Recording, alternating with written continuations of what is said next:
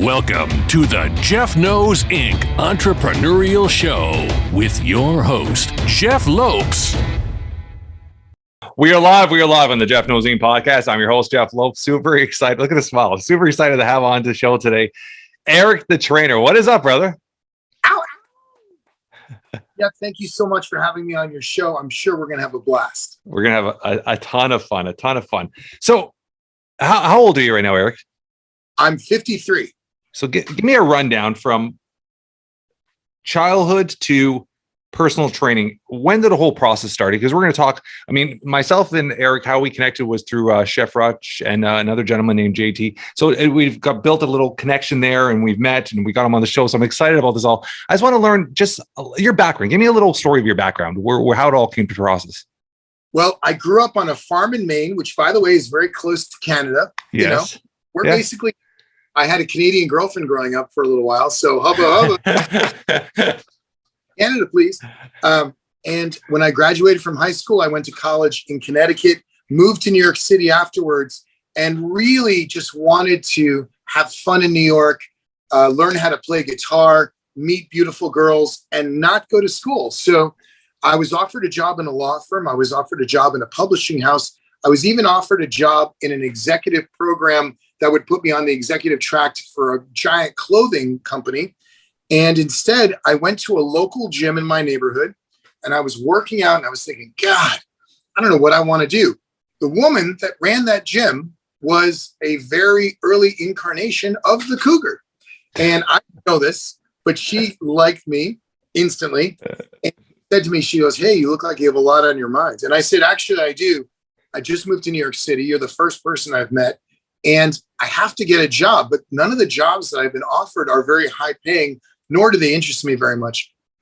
So she was like, "Why don't you work here?" And I was like, I wish I could work here. I love working out. It's so much fun, but I'm not a trainer. I don't know how to do this stuff. And I probably have to get a real job. So then she said, "How much are they offering you as your opening salary at these real jobs?" And I showed her, and she said, "We'll match that, and we'll pay for your insurance, and you'll have benefits, and we'll pay for you to be trained as a trainer, and we'll pay for your certification.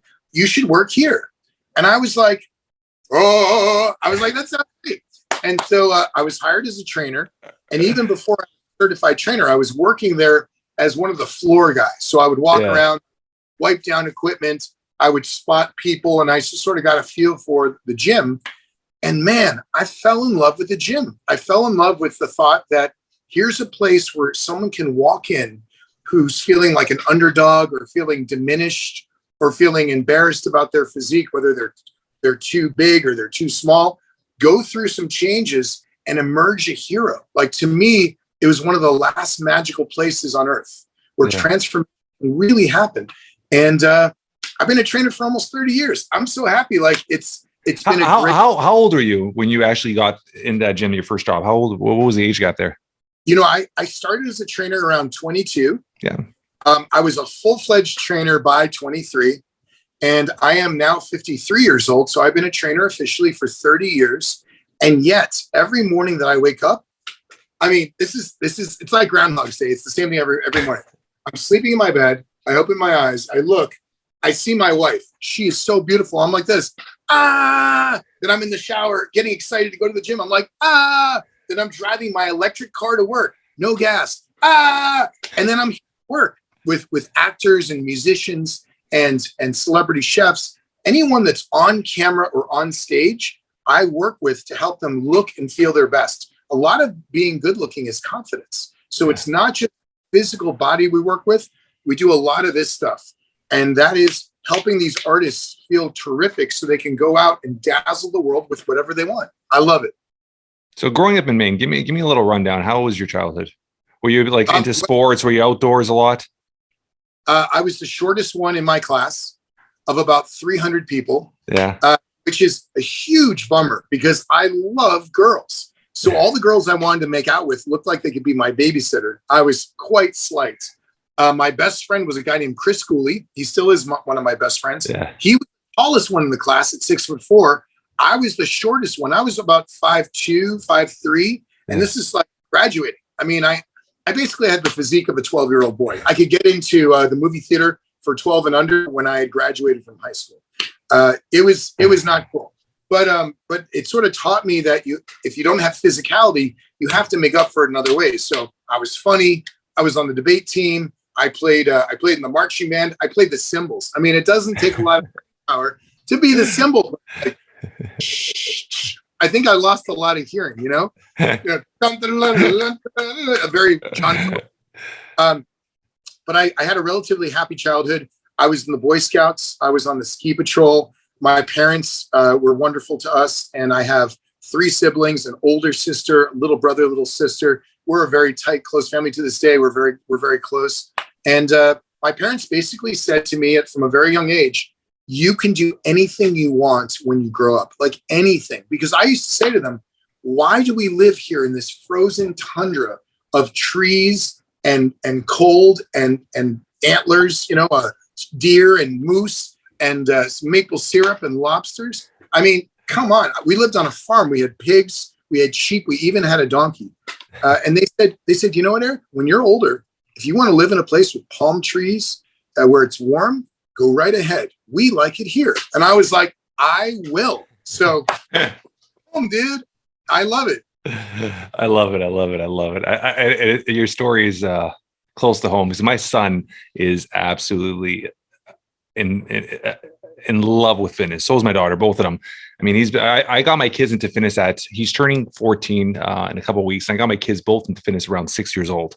And, awesome. And when my kids get home, they don't worry about video games. They fight out who could get on the treadmill. Like they're so into working out and fitness and taking care of themselves and their diet and stuff.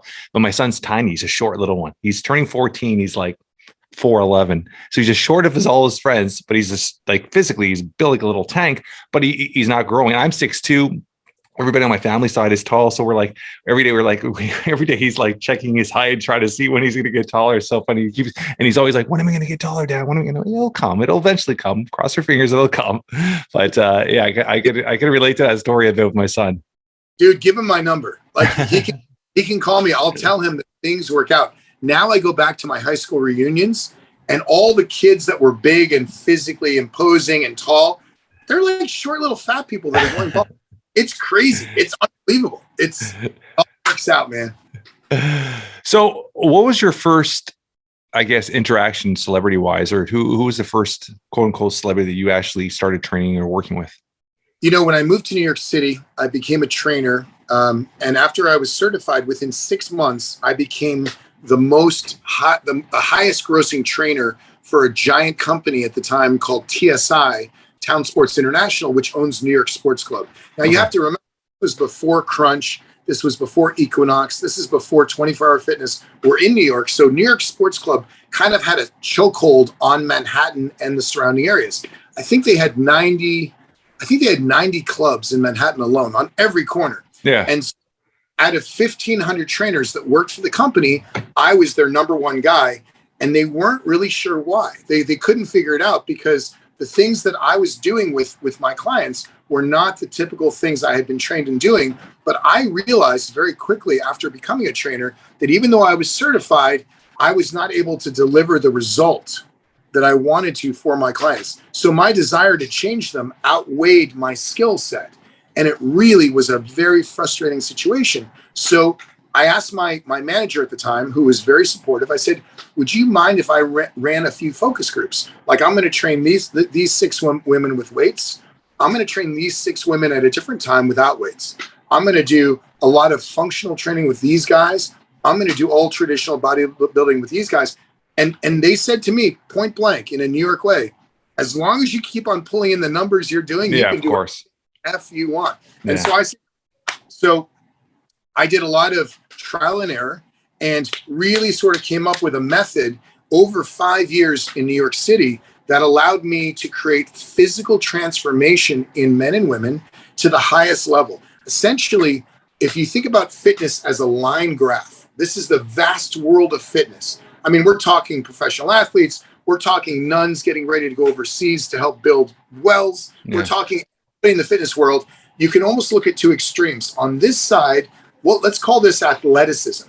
These are professional football players, professional hockey players, military, law enforcement. These people have to be in shape for their jobs. Yeah. So their ability to climb over a fence or lift a dead body really matters. Their strength, their agility. As far as you can get away from those people on the other side of the spectrum, that's where I live.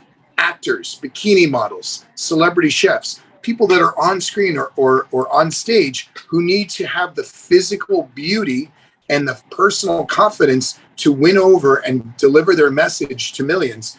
That's what I do. So I am the opposite of CrossFit. Like I go to big fitness conventions and they put me on a panel all the time with CrossFitters on one side, Eric the trainer on the other. We're literally opposites. What's your mindset with CrossFit? Because I mean, there's so many different angles to it. A lot of people say it causes injuries. A lot of people look at the form, look at stuff like that. Like, where's your mindset overall with CrossFit? You know, I love CrossFit because so many people love it and passion for it. And if they weren't doing CrossFit, maybe they wouldn't be working out. Yeah. And so there's some amazing physiques, especially female physiques from CrossFit. Yeah. I've seen the most devastatingly strong, confident women come out of the CrossFit crew than I've ever seen. We actually, I don't know if you know this, but we actually did some casting for Wonder Woman for the women around Gal Gadot from the CrossFit community. They literally went to the CrossFit Games and had those athletes come and be in Wonder Woman. Isn't that nuts? Yeah. Like, that's so cool. I mean, so I love fitness as a whole. Like, if you think about the world of fitness, kind of like your wife, she might have great things about her. She might have some flaws, but the holistic way that you love her and you take her in and you hold her close to you, I embrace fitness as a whole. I love the CrossFit guys. I mean, I'm not an elitist. I love the power lifters. I love the bodybuilders. I love the martial artists. I mean, I love even the adjacent things, you know, like I worked with NASCAR drivers that have to be in great shape because it's stressful to drive a car. They're not people, but I love the fact that they embrace fitness to be better. I've worked with PGA golfers. I've worked with all kinds of people that are sort of adjacent to the traditional fitness world. Yeah. But just to be clear, my niche, my mission, my career is number one, to help celebrities, athletes, and chefs find a way to look and feel their best. So that as they give their message out, they can feel confident and look their best, and also keep them there. We don't do this. Yeah. We bring them to a level and then I keep them there. But also, my focus in the last few years has shifted away from that crew to the average person. And I feel like fitness at the highest level should not just be for the elite, but it should actually be for everyone. So I'm trying to spread the word and the method to others. I've been to China and trained all the trainers in Shanghai at a giant trainers academy. I've been to Japan, all over Europe, the Middle East. I'm trying to spread the word. I love it. It's so fun. There's a few things I want to talk about, but one, when you're working with a celebrity and you see that yo-yo, because a lot of them, like you're saying about maintaining it, you see a lot of celebrities, Russell Crowe, for example, up and down. A lot of them are up and down. Usually, what's your time period when you start working with a celebrity? Do you have time period before you need to get them? Is there a 3 month, a 6 month? Like, usually, what time period before the filming of a movie do you work with them? Because like I said, Russell Crowe, I mean, that guy is just up and down, balloons up, balloons down, which is almost like the old school bodybuilding, the bulking and not. But I mean, those 6 months, whether he's getting ready for a movie to put on weight, but they just changed drastically. So, what's your time period when you work with somebody like that? My average is 21 days. So it's a hardcore, like, so what are you looking at diet wise? Are you into fasting? Like, what do you look diet wise? Well, diet wise, it all depends on what the script says, because I have actors like you that come in saying, I just got the biggest role of my life. I get to work out with Eric the trainer. And I read the script and I look at them and I'm like, we need to lose 20 pounds. And they're like, I thought I was going to get in great shape. And I'm like, read the script, dude. You're a prisoner of war. I'm not going to make you look like a gladiator. We're going down. You're 165 now. I need to drop you to 140. And they're like, oh my God. My boss is the producer in the script, not the actor. Yeah. And whatever the art demands is what I deliver. But to answer your question on the up and down, there are tons of celebrities that go up and down, but none of those are my clients, dude. I'm like the hotel in California. Once you walk into this place, I'm at my now in Los Angeles. It's called the ETT Mecca. They call me Eric the Trainer, ETT. Yeah. They call it ETT Mecca. This is the greatest gym I've ever been to in my life, and I've been to every gym there is. It's insane. This gym was actually built and designed by the same designers that have only worked with water and fire in their careers. So if you look at the fountains at the Bellagio Hotel, you know, beautiful fountains. Those designers designed my gym. This is the only gym they've ever designed. It's crazy. There are no lights. We have solar tubes. There are no windows because our clients are so famous that we would have the paparazzi outside all the time. There's no membership. You can't join here. Like literally, it's like a vampire. It's invitation only. And once you're here, there is no membership fee, because when I lived in New York, working for that corporation for those 5 years, I noticed that there were certain things about their business practices that I did not like. I'll give you 10 examples. Number one, the membership fee. It just kept on going up. And I thought to myself, you know what? Someday, it's kind of like the Dr. Seuss book. If I ran the zoo, if I ran the zoo, this would be different. I started compiling an actual list. I wouldn't want to work in a place with a membership fee because I think it's kind of obnoxious. So no membership fee. There's no membership here. Number two, the trainers that work here, when they charge their clients $150 for a session, how much do I make from that? I mean, you make zero. Okay. I don't want money.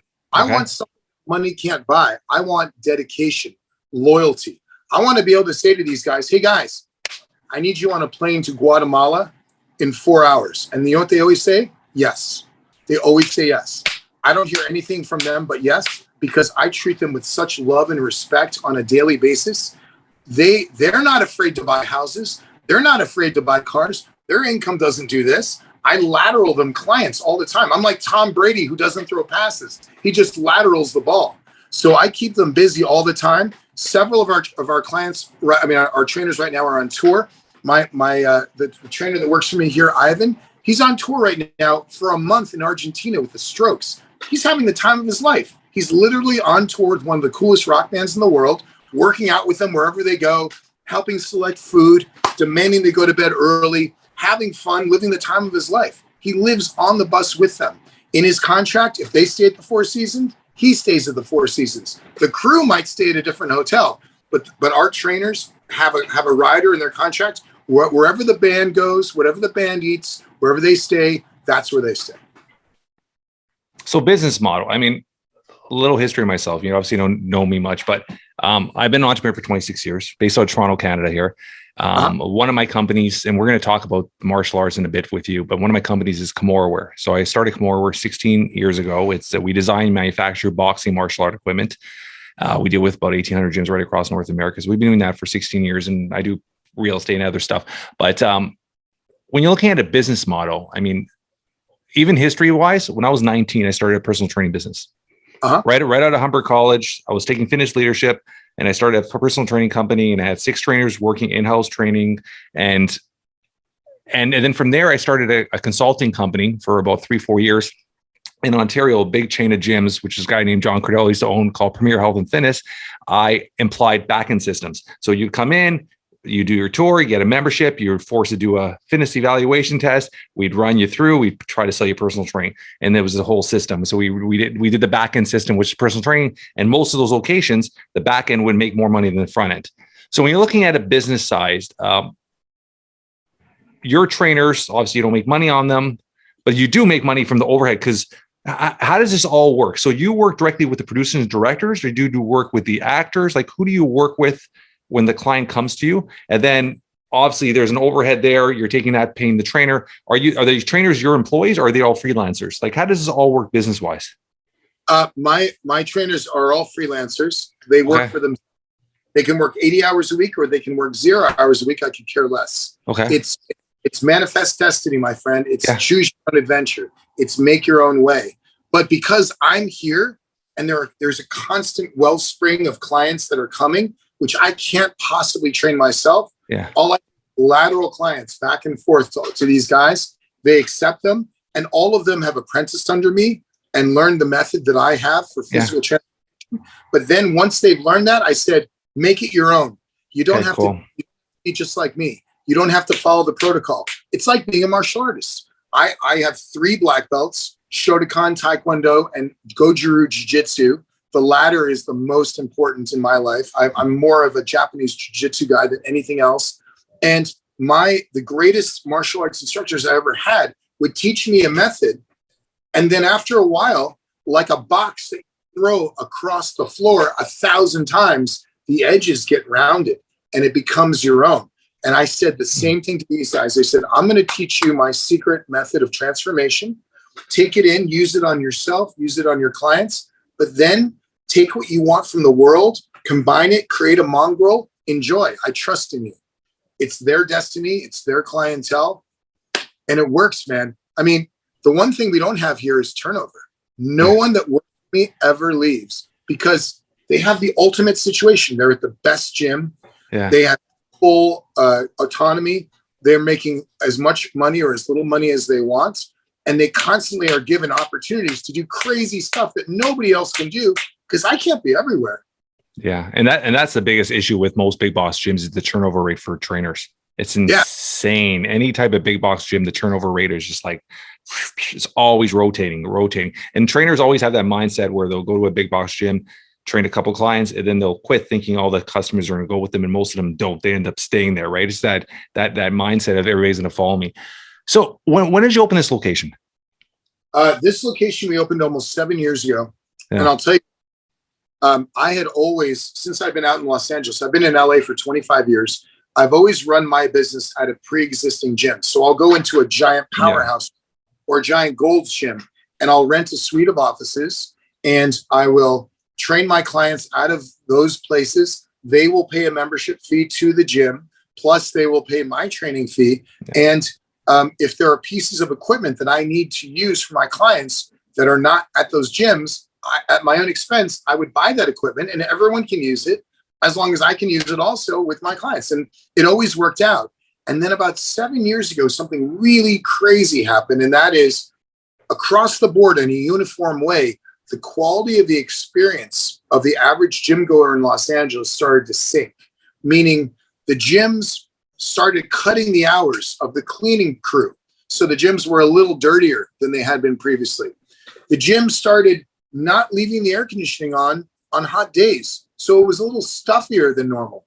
The gym started getting a little grumpy, where if someone wanted to come in for a workout with me for the first time, they would charge them some fee when I had an agreement with them that, hey, someone that comes in the first time, the gym's rule is you can work out one time for free before you join. Yeah. And yet there to see me, they would make them pay a fee. Like there suddenly became a double standard. Yeah. And I really started to become annoyed. It takes a lot to make me annoyed, but I started getting annoyed.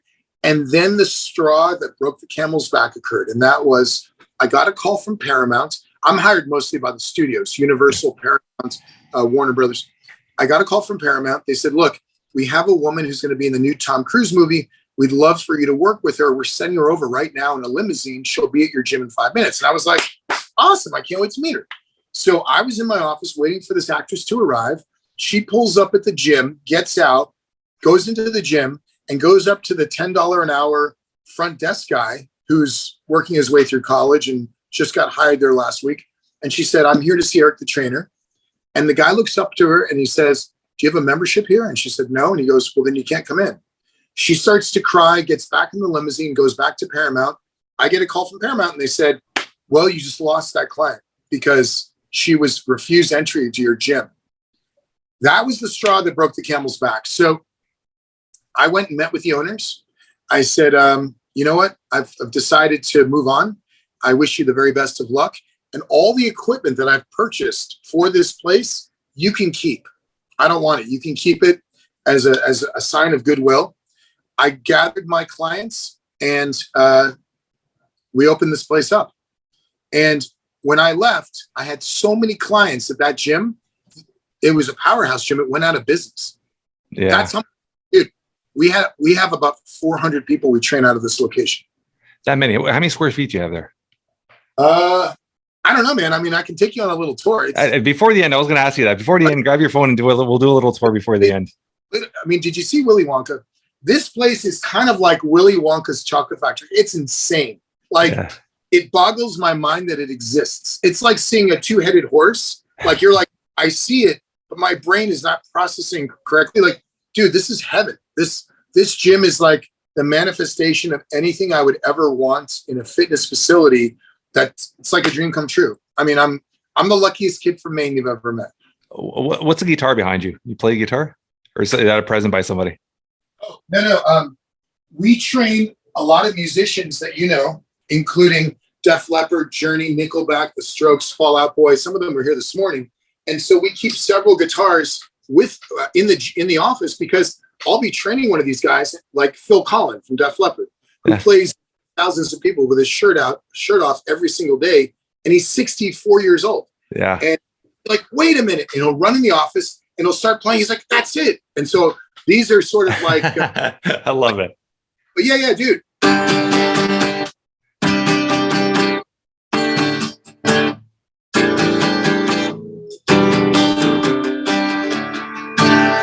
Ow! Yeah. So when I moved, I love it. When I moved to New York City, I was working in the gym. Yeah. And here's the thing about me. I love the public. Yeah. Which is ironic because I work in a gym that's private, but I love the public so much. When I'm in an airport or a grocery store, I'm like, I'm in heaven right now. And so I was working in a public gym in New York City, and I started to see the regulars. Like, I would recognize these guys and be like, what's up, dude? What's up? I started making up names for them. So there was this one guy who was kind of skinny with frosted hair. And I'd be like, what's up, Bon Jovi? And he's like, what's up, man? And like, we had these like fun relationships, these sort of casual New York City relationships. So one day, Bon Jovi came up to me and goes, by the way, my name is Brad. It's not Bon Jovi. And I just want to say that I've been watching you train clients for like 6 or 8 months now. And I've decided I'd like to hire you as my trainer. And I said, Brad, that sounds awesome. I will never call you Bon Jovi again. And I can't wait to be your trainer. When can we start? And he said, well, let's start tomorrow. And how much is it? And I said, well, he interrupted me. He said, by the way, you call me Bon Jovi, but actually, you know what my real job is? I am the editor-in-chief of Guitar World magazine.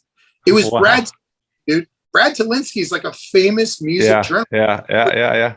Was the editor-in-chief of Guitar World. And I said, dude, I'm from Maine. I grew up on a farm. We used to barter. Like, I'll give you a sheep and you give me some hay. So why don't we barter? I will train you and you teach me how to play guitar. He said, you got a deal. So Brad and I started working together. I would take guitar lessons at Guitar World headquarters, and I got Brad into the best shape of his life, and we became really great friends, and he's an amazing guy. But in the process of learning how to play guitar, he said, look, you don't have 5 or 6 years to sit in your bedroom like most 13-year-olds to play. So I'm going to teach you a special way to play guitar where you'll be able to play songs right away. And I was like, awesome. So that special way, I still play that way today. He taught me in a half an hour. So like, dude, if you I love it. Do you play guitar right now? No, you know what's funny? It's for Christmas. My wife had bought me. I have a guitar, and my wife had bought me guitar lessons, and I still haven't used it. It's been about a year. I still have these lessons. Dude, don't use them. Come to LA, and we'll do a timer. We'll do a video. Yeah. We'll do it for 30 minutes. Within 30 minutes or less, you'll be playing every song you know. I'll teach you the secret method. That's pretty crazy, dude. So Zane. Frank Zane, I mean, in the bodybuilding world, I read a little thing that you worked under him. In the bodybuilding world, I mean, physique-wise, I mean, one of the greatest physiques of all time, probably one of the greatest posers of all time. How did you meet him? And was it him and his brother you were working with? No, Frank Zane was always the hero of mine. My two big heroes, actually, I should say, my ultimate hero in life was Jack LaLanne. He's the reason I came to California. Jack LaLanne, the juicer. Jack LaLanne, the God's after 5 years in New York City, New York Magazine had called the best of issue, like the restaurant, the best of, and so that year, 5 years later, I was the best trainer in Manhattan. According to New York Magazine, I was the best trainer in New York. I ripped out that page from the magazine and sent it to Jack LaLanne in Morro Bay, California. And I said, this means nothing to me if I can't learn from the best. He immediately got back to me and said, come out to California and I'd love to work with you. By the time I got out to California in 1996, he was already 93 years old. Yeah. So I time with him from age 93 to 96. He died when he was 96. So I only had 3 years with him, but those 3 years were unbelievable. I can show you pictures that are hanging in my office right here of he and I shooting TV shows together at Muscle Beach in Venice, of me doing 40,000 push-ups under his direction to raise money for charity. Those 3 years were, dude, he had to teach me a lifetime of wisdom in 3 years. It was unbelievable. That's and pretty amazing. If you watch old videos of Jack LaLanne and you current videos of me, he's the closest thing I think that I am. My goal is to be sort of a modern day Jack LaLanne. I host TV shows. I love the public. I want to be an ambassador to reach out to the average guy in Ottawa or Brampton or Vancouver and say, hey, being fit is not so hard. Come with me on this journey. We'll have a great time. I'll take care of everything. And we're only going to do 3 things: exercise, diet, and sleep. Those 3 things. No weird supplements, no weird exercises, no injury, no stress. You can change your life just by making a small decision. And I want to be the guide through the vast Amazon jungle of fitness for the average guy, not just for celebrities. Do you have a digital platform or something where you could train in the masses right now, or no? I do. I've hosted a TV show for the past 6 years, which started with Mark Cuban from, remember Mark Cuban from Shark? Of course. Yeah. I met him before. Yeah. I had Shark Tank and Dallas Mavericks. Yeah. Right. So Mark Cuban called me 7 years ago and said, we want you to be our Jack LaLanne. I have a network called Access TV. Do you know Access, the network? Yeah. Access? Yeah. I don't think we get it here in Canada. Do we? I don't know. I'm not Canadian, but yeah. I'm Canadian. People meet me and they're like, are you Canadian? You have a Canadian accent. And I was like, a boot. I don't. Anyway, so Celebrity Sweat started on Mark Cuban's network. Then it jumped to Spike TV. We were on Spike for a while. Then it jumped to Discovery Health. We were there for a while. And then for a couple of years, it was on Amazon. When Amazon started to rise in popularity, I was on Amazon Prime Video, and Delta Airlines picked up my show, and we were in flight on Delta for 3 years. And a couple of those months, we beat all the other shows. We were the most watched show on Delta in flight. That's pretty amazing. Is it still up and running? I resigned from the show because it was a great experience. I was ready for the next incarnation, and I'm currently under contract shooting a brand new show that is launching in June, which I'm so excited about. They want me to shoot 10 full episodes before it launches so people can binge watch it. And then it'll be one a week. What network? Are we allowed to say? I'm not allowed to say, dude, but it's going to be so good. You're going to go crazy. It's so good. Once a week. Dude. So it's not Amazon. It's not Netflix. Netflix will be all at once. So once a week is either Prime or Apple. Dude, all I can say is this. A producer group from the television world came to see me right after COVID, and they said, if we gave you $100 million and a green light, show us the show that you would do. So I mapped out the show, my dream show that I would do. And they said, great, we'll do it. And that was it. And I said, what's the budget for the show? What's the budget per episode? And they said, nothing. The budget is whatever you want to do. If you can pull it off, we'll do it. And I was like, ow, ow. So we've shot 5 episodes. They're insane. I'm going to go to Miami on the 21st of April and shoot another 4 down there. And then we're coming back and we're shooting a Hawaiian episode. And then we're going to launch in June, dude. It's a crazy thing. I don't know if you even tell anything, but is it all workout based? You can't even say anything? Yeah, there's no workout involved at all. Is it a contest? Is it like a reality show? It's have you ever seen Conan O'Brien's talk show? Yeah. Have you ever seen Jimmy Fallon, The Tonight Show with Jimmy Fallon? Yeah, of course, yeah. You seen Jimmy Kimmel? Yeah, of course. So it's that kind of show. It's a celebrity talk show that will make every single one of the guys that I just mentioned feel antiquated. Because when you watch those shows, there's Jimmy Fallon sitting behind a desk, just like Johnny Carson used to. Yeah, of course. Just like Johnny Carson used to, welcoming his next guest who comes on and sits on a couch, just like Johnny Carson used to. So we essentially took that medium and we updated it to make it more energetic, more personal, and far more interesting. So Each episode will have a celebrity interview. Like, for example, I'll just give you an example. By the way, the name of the show is Between Two Biceps. Because, dude, I'm always between two biceps. Literally, like, I wake up in the morning, I'm like, oh shit, I'm between two biceps. No matter what. So the show will open like, hey, it's Eric the Trainer. Welcome back to Between Two Biceps. Today's special guest is an incredible actor you've seen in all of your favorite movies. I call him Georgie Porgy Puddin' Pie. You call him George Clooney. Come on out, George. And George Clooney comes out. Dude, they built me a set. Like, you know, like when you watch Jimmy Fallon. Yeah. Chatsworth, I have a set. So he comes out. I give him a hug. He sits down. I'm not sitting at a desk, dude. I'm sitting in a chair, and he's sitting next to me. So there's a little bit more intimacy. Yeah. Familiarity. We start talking, and we're having a great conversation. Just by the way that we're talking, you can tell that we're friends. This is not like, so how things going with you? Like, dude, watch those shows. Anyway, so we're talking. We talk for like 3 or 4 minutes about whatever we're talking about. And he'll say some random sentence like, you know, Eric, at home, my wife does most of the cooking. And I turn to the camera. They call it breaking the fourth wall. Yeah. And I say, George claims that at home, his wife does most of the cooking, but I wasn't sure that was true. Look what we did yesterday. Bam.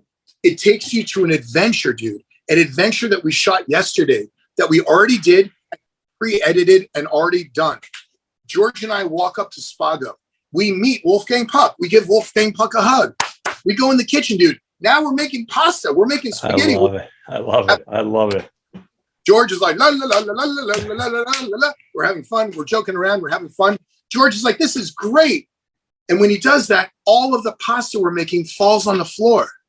We're like, holy crap.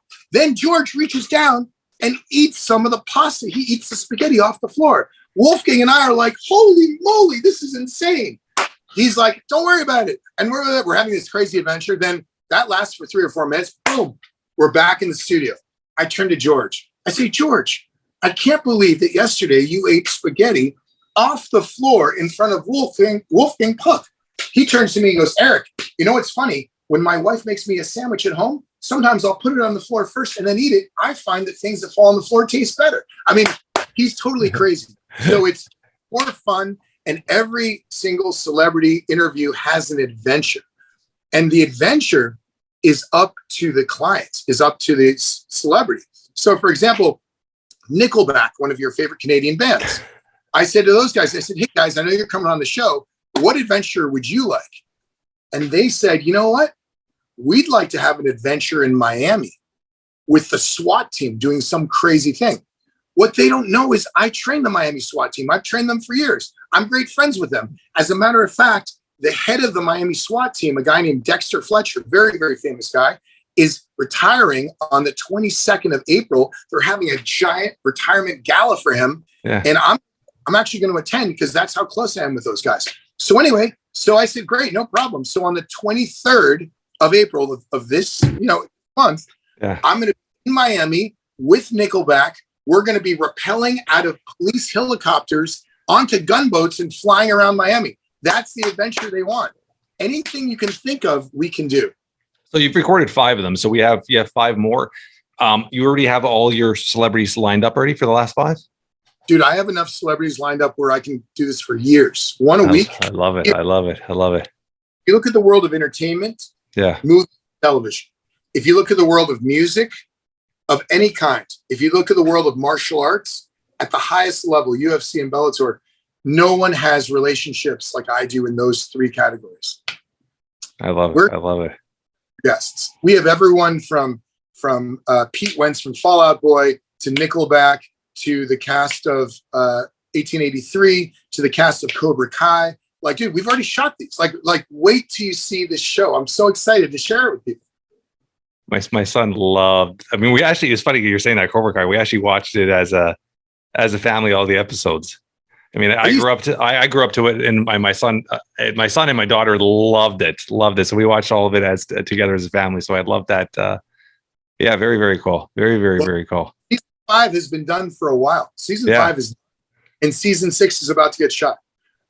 Very, very cool. So when's the planned release date? You said June? June. So you still can't say what station picked up, huh? Dude, do I have to give away everything on your show? Come on, man. You are so funny. Chef Rush. When did you meet Chef Rush? Let's talk about that quickly. All I can say is this. There's going to be a publicity blitz around between two biceps. Yeah. I mean, I'm going to do Good Morning America, Good Day LA, Good Morning New York, People Magazine, Us. It's going to be everywhere. Like if you live under a rock, you'll hear about it. It's going to be fantastic. I love it. I mean, your energy is very infectious. So I mean, it's going to be amazing. So Chef Rush, when did you meet him? How did you meet him? What's the story behind that? There's a great story in how I met Chef Rush. I got a call from the producer of the show I was hosting at the time, which is called Celebrity Sweat. They were based out of Chicago. And they said, Eric, we really want to do an episode with the White House chef. He's gaining some popularity because he's so into fitness. We're going to send you to DC to go to the White House and cook with him there. And it should be really great. And I said, okay, that sounds fine. I didn't think anything of it. And then I kind of backtracked. I said, wait, the White House chef is into fitness. I'm imagining someone that looks like Chef Boyardee, an old white guy in a big hat. And they're like, yeah, he's kind of like Dwayne Johnson, but bigger. And I was like, what? Like what? Like I couldn't even fathom. Like I thought I misheard. So we fly to DC with the camera crew. We're all set to shoot at the White House, which I think it was a Thursday night. And Friday morning, we wake up early to go to the White House. And there is an advisory on my phone saying, unfortunately, all appointments at the White House today have been canceled. There's some urgent matter that prevents anyone from coming without high security clearance. Basically, your shoot is canceled. And we were so disappointed because we had come all the way from LA to DC just to shoot with the White House chef. So we reached out to him personally. His name is Andre Rush, Chef Andre Rush. And I said, hey, it's Eric the Trainer. I'm the host of the show. I know we haven't met yet, but we were supposed to shoot together. I'm so sorry that we won't be able to do it. And he goes, don't worry, man. He said, why don't you just come to my house? I live right outside of DC in a beautiful area, and we'll cook in my kitchen and it'll be great. And I was like, okay. And he sends me the address. And so the camera crew and I go to his house, beautiful area outside of DC. He comes out. The guy has $1 million smile. Yeah. He kind of looks like the Hulk if he was a handsome man. Like I'm saying, if the Hulk was actually like a really handsome guy, his physique is so incredible that I almost, as a trainer, not as a guy, but as a trainer, I almost couldn't fathom or understand the magnitude of beautiful muscular maturity and size. And yet it wasn't grotesque. It was handsome. Like if you get close to these professional bodybuilders, it's impressive, but you would never call it handsome. This guy looked like a movie star who was overly muscular because he was from another planet. Like this guy is 1 in a million. And then he smiled and I literally went blind because I didn't have sunglasses on and I didn't realize he would have such a dazzling smile. So we became instantly. I gave him a big hug. We went into his house. He had a beautiful kitchen. He cooked on camera for us, explaining along the way.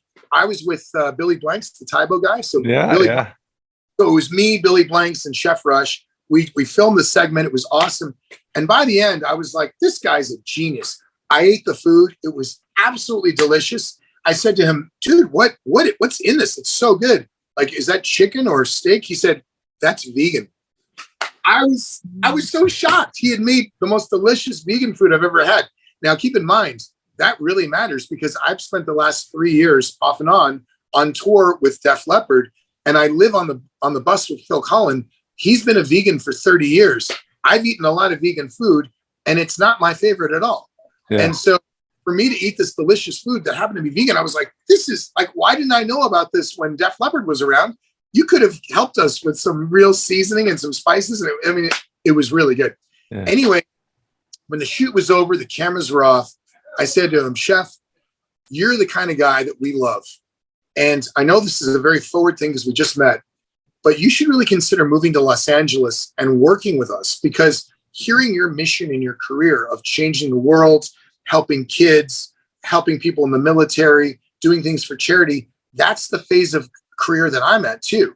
I've been over to the Middle East twice as a volunteer training the American troops. It's been like the honor of my career.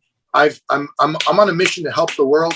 And I would love to have a guy like you join me in that mission, along with all the other cool guys that we have out here. We're almost like a super friends of do-gooders. Like, we're just here we don't want anything in return. We're trying to make the world a better place. He said, to my great surprise, you know what?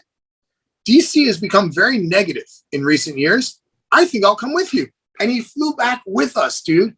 And he took one look at the ETT Mecca. He took one look at the US heavyweight sumo champion. He took one look at the guys from Def Leppard and Nickelback, and he saw a commonality between all of us. Despite what we did in different verticals, you know, one's a musician, one's a trainer, one's a sumo wrestler, we all had something in common, and that was we tried to lead with our hearts and help other people, expecting nothing in return.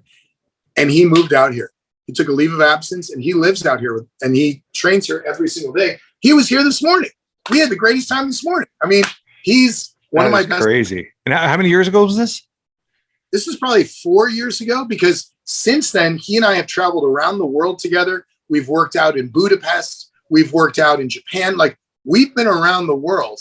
And with his book coming out April 19th, which is going to be everywhere, I'm so excited for him. This is going to be a big year for him. And he and I have a deal where anytime he calls me to ask for anything, the answer is yes before he even says it, and vice versa. So we team up on a lot of projects. Our most recent project we did was with the NFL. They have a charity arm. You know, the NFL is $1 billion organization. Yeah. But part of the NFL is a charity arm. And this year they're doing a women's initiative called Root Her On, like root her on. Yeah. And it's about keeping girls in gym class in junior high school and high school.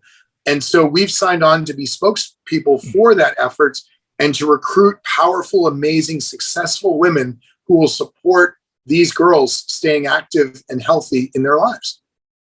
Look at you guys. I love it. I love it. I love it. I mean, it's two powerhouses, right? I mean, like exactly what you said with Chef Rush is smiles infectious. Like we just hit it off right off the bat. Like he's going to be in Toronto in a little bit. And we're already planning to meet up and all that. I mean, such a good dude. And obviously the same with you. You're infectious. Your smile, your energy is crazy, crazy. How long have you been married for? I've been dating the woman that I'm involved with. Well, first of all, we've been best friends for 15 years. Yeah. We've been dating for 7, and we've been married for almost 3.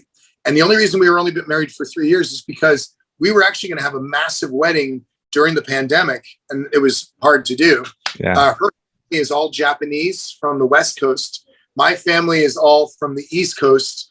Her family are scientists and mathematicians. My family are crazy artists. So the blend is nuts. Like, she's polar opposites, but she's my muse. Every day when I look at her, I know I can do anything because I have the love of that woman. She's also my best friend. And amazing. I live a happy life.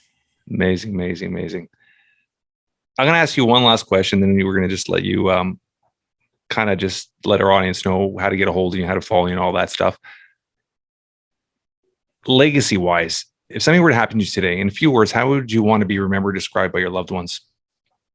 You know, my dream would be to be remembered as a guy that tried to help other people, for a guy who pushed the boundaries of what fitness really was, who helped shape a new way of looking at the gym and utilizing the things within a gym to transform the body.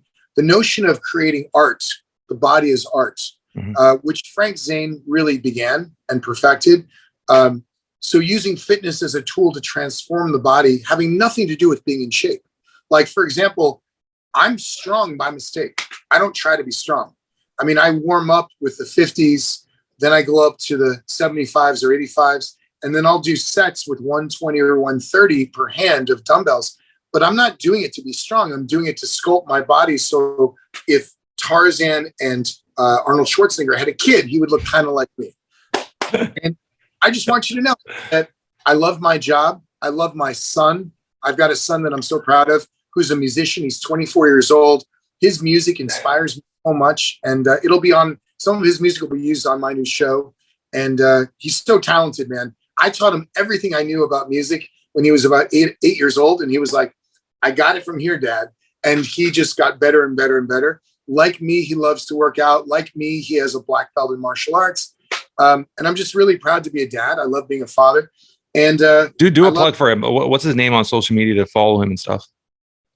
His name is Henry Fleishman. My real last name is Fleishman. My Eric Fleishman. Although if you went up to any celebrity and said, I know Eric Fleishman, they'd be like, who the hell is that? But same celebrity, I know Eric the trainer, they'd be like, he's my trainer. So I'm kind of like Cher or Sting in that way. Like I have a stage name that everyone calls me, but as if I were to pass away today, I would want people to remember me with a smile, not be sad, because I try to give everything from here and not from here. And I love what I do. I would do this for free. Like, I love it. I'm a really lucky guy. I love it. I love it. I love it. I love it. How could our audience get a hold of you? I'm on social media at Eric the Trainer. All of my accounts are verified, so you'll see a blue check. So it's really me. And I do answer most of the emails and text messages and letters that I get. And that's the way sometimes I meet some of my best friends. I meet them through social media. We end up in the same city at the same time. And we've got great relationships. So feel free to reach out. I'm here to help. You can almost divide the fitness world into two categories. There are guys over here who are quite impressive, and they're like, be like me, eat the things that I eat, work out like me. And they're very impressive. And then the other half, that's where I live. I say to you 7 words. What can I do for you today? I'm here to help you. That's the difference. It's not about me. It's my ability to help someone else become incredible beyond what they thought they could do. That's my mission in life. Amazing, amazing, amazing, amazing. This has been awesome, brother. I'm sure I'm going to have you on. I would love to have you on after the show goes live so we could talk about it a bit more. So maybe in a couple of months, we'll get you back on. And yeah, this is awesome. Between the biceps, let's go. I love it. Thank you, man. You're the best.